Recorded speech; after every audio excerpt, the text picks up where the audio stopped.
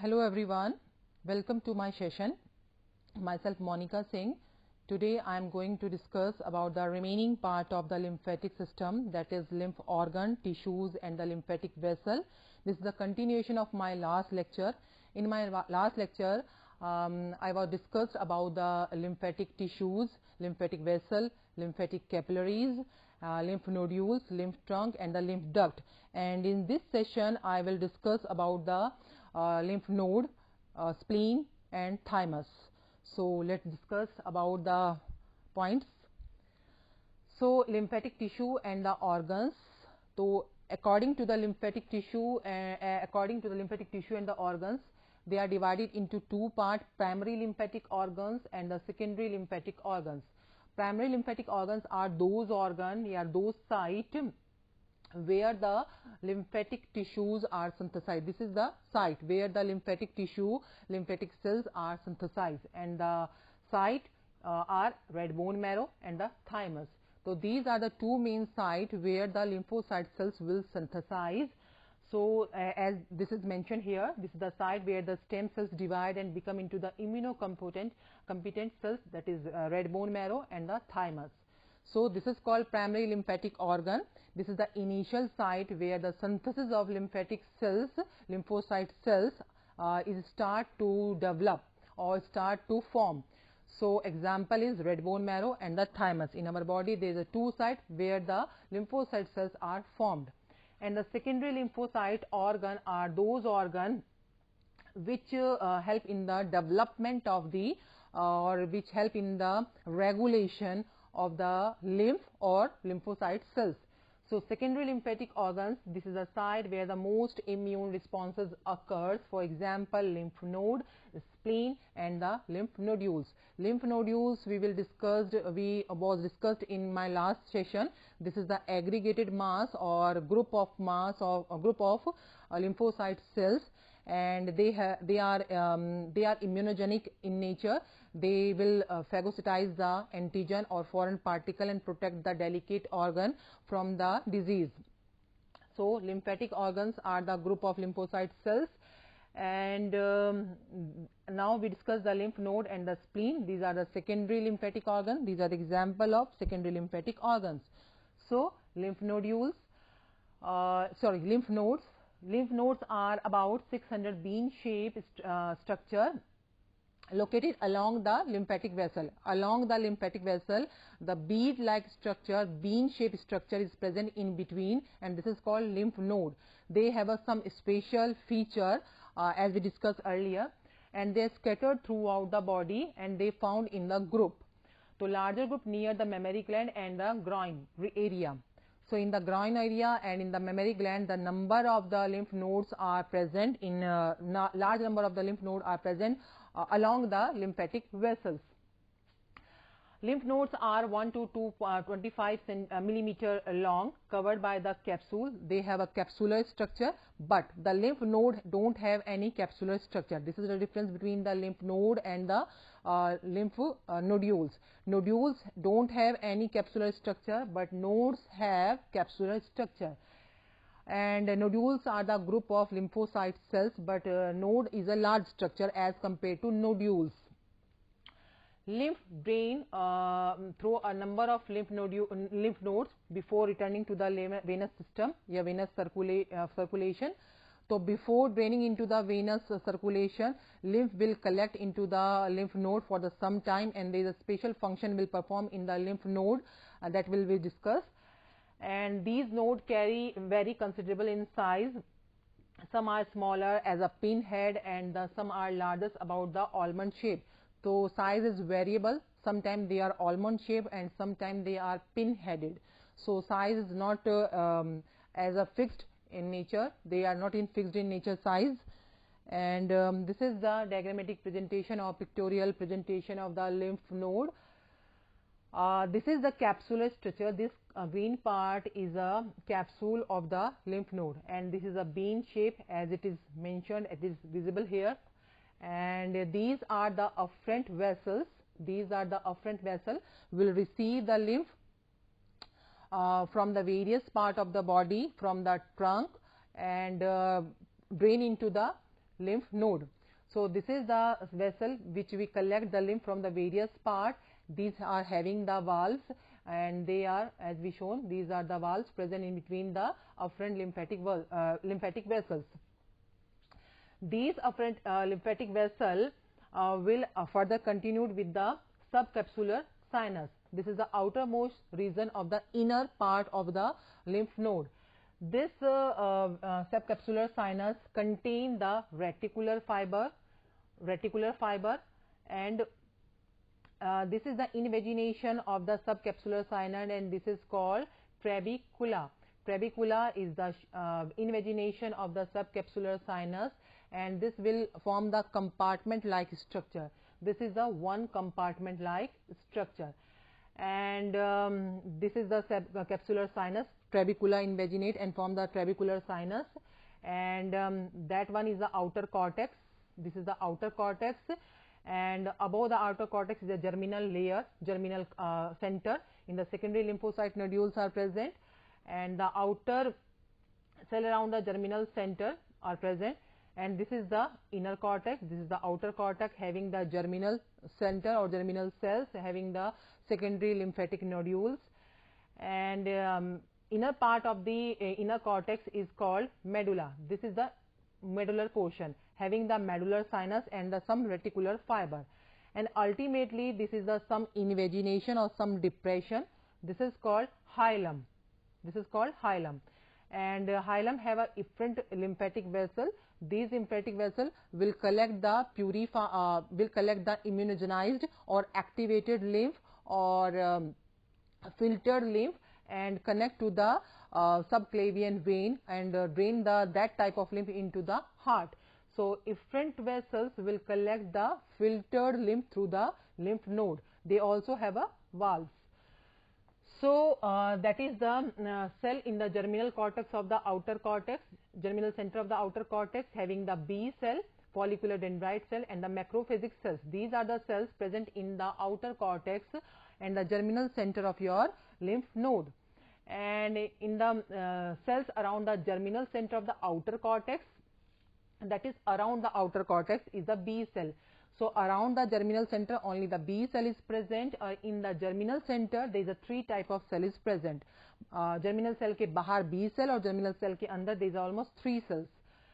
And this is the cells of inner cortex, means example is T cell and the dendrite cell, and the cells of the medulla is B cell, plasma cell, and the macrophage. So these are the cells of the medulla, inner cortex, and outer cortex. And this is the flow or route of the lymph through the lymph node. First of all, the lymph is collected by the lymphatic vessel, then it will enter into the subcapsular sinus, then it will enter into the trabecular sinus, then into the medullary sinus, and that's from the medullary sinus it will collect by the efferent lymphatic vessel and connect to the subclavian vein. So this is the one way or one method to describe the lymphatic flow or cells of the lymphatic lymph node. This is the another presentation by which we can describe the flow and the cell of lymph node. So again, this is the afferent lymphatic vessel which carry the lymph from the peripheral tissue, and this is the germinal part or outer cortex part having the mesh-like structure, and they also have some dendritic cell involved in the initiation of the immune responses. Dendritic cell of the capsular sinus is mainly responsible for the immunogenic responses, to activation of the immune responses. And this is the outer cortex, and this is the deep cortex or inner cortex, and that one portion is the medullary sinus or medulla part or inner part, and this medulla part is connect to the efferent vessel. So this is another part, another type of presentation of the cells and the flow of the lymph node. Lymph node also have their own artery and the vein, and this is the hilum region where the efferent vessel comes out from the lymph node. So the lymph node is, as we discussed, lymph node are 1 to 25 millimeter long, and like the thymus, it is covered by the capsule, and which is a dense connective tissue. that extended into the node. And the capsular extension called trabecula, which is form the compartment. This is the invagination, and after the invagination it formed the compartment like structure. So trabecula is the extension, capsular extension, which form the compartment like feature in the lymph node. And external to the capsule is the supporting network of reticular fiber and some the fibroblast, and the capsule, trabeculae, reticular fiber and the fibroblast constitute the stroma of the lymph node. So these are the cells of the lymph node forming the stroma. So we can divide the part of cell of the lymph node into two parts, stroma as well as parenchyma. So in the stroma there is a supporting connective tissue that consists of a capsule, trabeculae, reticular fiber and some fibroblast. These are the supporting connective tissue present in the stroma of the lymph node. And the lymph exit from the efferent vessel, and there is through the depression called hilum, where the entry and exit of the blood vessel is occurred through the hilum. This is the invaginated part. This is the depressive part of the lymph. Through the efferent vessel is come out, as well as artery and vein are also present at that area. Efferent vessels are wider but less in number than the afferent vessels. So afferent vessels have a narrow diameter as compared to efferent vessels. They are broad in diameter as compared to afferent. So afferent vessels are wider as compared to efferent vessels are wider as compared to afferent. Now the parenchyma, it is the functional part and contain the outer cortex, inner cortex and the medulla. So this is the outermost part, and this is parenchyma is the innermost part, having the three type of areas. Having the three type of area. Outer cortex. Outer cortex is the site where the plasma cell and the memory B cells are formed. Contains aggregate of B cell called primary lymphatic nodules. They are present in the outer cortex. Develop into the secondary lymphatic nodules. So primary lymphatic nodules is present in the form of aggregation of aggregated cluster of the B cell, and they will develop into the secondary lymphatic nodules of the or if B cell recognize antigen. So in the presence of antigen, only in the presence of antigen, primary lymphatic nodule will develop into the secondary lymphatic nodules, and primary lymphatic nodules are nothing, these are the B cells. So B cell divide and develop into the antibody producing plasma cells and the memory cells against the antigen. Once the antigen will enter in your body, your B cell will develop, divide and form the antibody against the antigen. Those B cells do not develop, undergo apoptosis and then destroy by the macrophage, and fragile or weak or unused B cell which is unable to develop, they will undergo the apoptosis and remove out by the or destroy out by the macrophagic cells. So this is the feature of the outermost cortex of the lymph node. Now the inner cortex contain the nodules. Inner cortex contain no nodules, and they contains the T cell, dendrite cell. Dendrite cell means antigen presenting cells, and dendrite cell present the antigen to T cells and causing their proliferation. Newly formed T cell migrate from the lymph node to the area of body where it is antigen activated. So antigen T cells are nothing, these are the antigen presenting cell. They will activate in the presence of antigen only, and they are present in the inner part of the lymph node. It is present in the inner cortex, inner part of the lymph node, and develop or perform the function after the entry of the antigen. And now the medulla, this is the innermost part of the lymph node, having the cells B cell, number 1 B cell, number 2 antibody producing plasma cell. All are embedded in a network of reticular fiber and reticular cells. So inner medulla will support the development of immunogenic cells, and this is the inner core or inner part of the lymphatic nodules, and help in the more development and filtration of the lymph, and helpful in the immunogenic responses.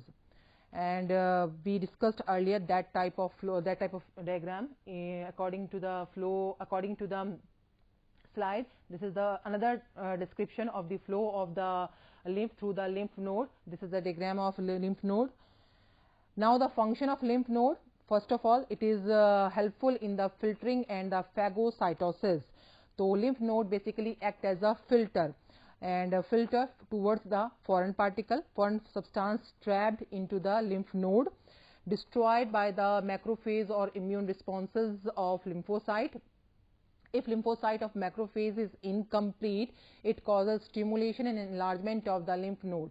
So your lymph node is enlarged when the sufficient amount of the lymphatic cells are unable to destroy that foreign particle. Your lymph node will become larger in size, they will enlarge, and this is called lymphadenopathy. And the material not filtered at one node passes into the successive node. So lymph nodes are present along the lymphatic vessel in different area in different sequence successively, and if one node is unable to filter whole lymph, then this lymph is transferred to the another lymph node. This another lymph node will helpful to filter and increase the phagocytic responses or immune responses of the lymph node. So this is the successive mechanism, and from one area to another area lymph is passed on, and the lymphatic nodes will helpful in filtering and phagocytizing nature, to increase the phagocytic nature of the lymphatic cells. So this is successive in manner, this is done in the successive manner.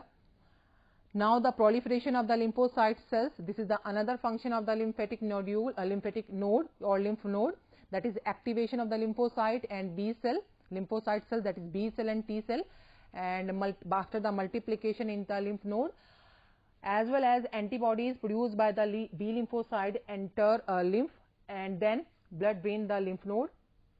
Lymphocyte destroy the foreign substances by immune responses.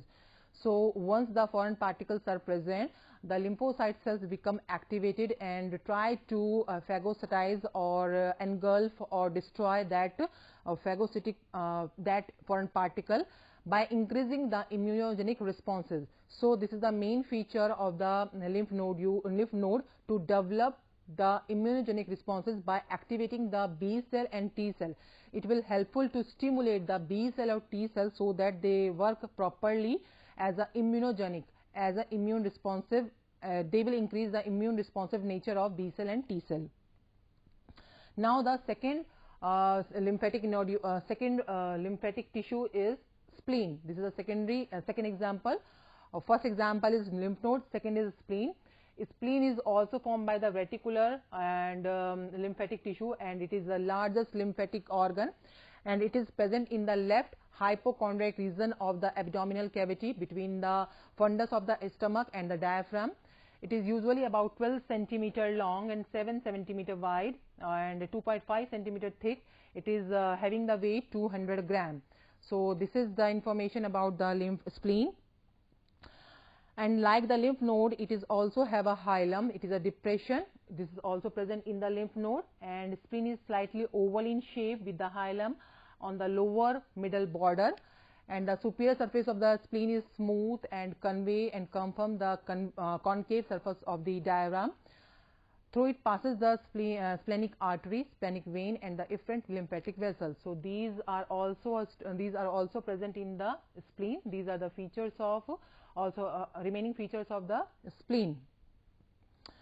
Now the capsule of the disc connective tissue surround the spleen and covered in turn by the serous membrane, the visceral peritoneum. So like lymph node, it also have a capsular structure. The cellular material consisting of the lymphocyte and macrophage is called splenic pulp. So this is the inner part of the spleen. Inner part of the spleen or the cytoplasm of the spleen is called pulp, splenic pulp, and it is of two types, white pulp and the red pulp. White pulp consists the lymphocyte cell and the macrophagic cells, and the red pulp contain the veins and the artery. They are associated with the blood. So red part is composed of blood having the vein and the artery, and the white pulp is contain the lymphocyte cells and the macrophagic cells. So this is the diagrammatic presentation of the spleen. This is the cross section diagram. This is the histology of the spleen. This is the outermost part. This is called capsule, and this is the invaginations of the capsular sinus. This is called trabecula, form the compartment-like structure in between the cytoplasm of the spleen. And this is the splenic cord. These are the these are the donated nodule-like structure called splenic cord, and this red portion is called red pulp, and the white portion is called white pulp, having the macrophage cells and the lymphocyte cells. Next, the function of the spleen. Number 1, phagocytosis. This is having the phagocytosis function. So the old RBC or old erythrocyte are destroyed in the spleen. Other cellular material, for example, leukocyte, platelets and microbes are phagocytized in the liver. So it is the phagocytic functions are performed in the spleen, and spleen is also called a graveyard of RBC. So old RBC will destroy in the spleen due to their phagocytosis function. Now the formation of the blood cell up to the some limit. So it is erythropoietic in nature, work as a erythropoiesis, means formation of RBC. So formation of RBC will done with the help of in the spleen. So spleen and liver are the important site where the fetal blood cells production will occur. So fetus red RBC will form in the spleen and in the liver. After that, the RBC formation or erythropoiesis will occur in the red bone marrow, but in the fetus, this is the site where the RBC production will occur. Now the immune responses. The white pulp part of the spleen contains T cell and B cell that are activated by presence of the antigen, like in infection. So in the infectory condition, the white part of the spleen will activate the T cell and B cells, and these cells are more immunogenic in nature, and they will activate towards the antigen and try to destroy that antigen, and helpful in the immunogenic responses. Now the thymus. This is the another lymphatic organ. This is the bilobed lymphatic organ present into the mediastinum between the sternum and the aorta. This is the secondary lymphatic organ like T cell. Extension of the capsule called trabeculae penetrate inward and divide into lobules that consist of the irregular branches framework of epithelial cells and lymphocyte cells. So like lymph node and spleen, they also have capsular structure, also have the trabecula, form the compartment-like structure, also have lymphocyte cells, basically T lymphocytes, and they basically have the function to develop or to activate the T lymphocyte cells. Thymic lobule consists of the outer cortex and the medulla. Same feature is also present here in the thymus like lymph node and spleen, that is cortex and the medulla. In the cortex part is composed of T lymphocyte. Immature pre-T cell migrate here from red bone marrow to the cortex, where their proliferation and maturation will occur. Approximately 2% of T cell mature here, and the rest will undergo the apoptosis, and the macrophages clear out the dead cells or waste cell from the thymus. Now the medulla. Some mature T cell migrate from the cortex. T cell migrate to the lymph node, spleen and the lymphatic tissues, and the lymphatic corpuscles, also called Heschels, are cluster of the keratohyalin granules, and the keratin are present act as a site of death of the T lymphocyte. So this is that part where the unwanted or fragile or weak T lymphocyte cells are destroyed and removed out from the thymus. So function of the thymus: formation of mature T lymphocyte. This is the site where the mature T lymphocyte will form. As we know, the pluripotent stem cell of red bone marrow will helpful for the formation of T lymphocyte, but the maturation will undergo in the thymus, and the production of hormone. Number 2, the production of hormone, that is thymosin. This the maturation of the thymus is stimulated by the thymosin. This is a hormone secreted by the epithelial cell of the thymus gland, and this is helpful for the development or maturation of the T lymphocyte. This hormone is basically responsible for the maturation. Now the last one is immune responses. So thymic process involved in the production of development of immunogenic responses of T lymphocyte. So thymic responses, to increase the thymic responses is the main feature of thymus gland, our thymus gland. And these are the references. So these are the references which I involved in this presentation. And so thank you so much, and I think these points are quite beneficial for you. So stay happy and safe.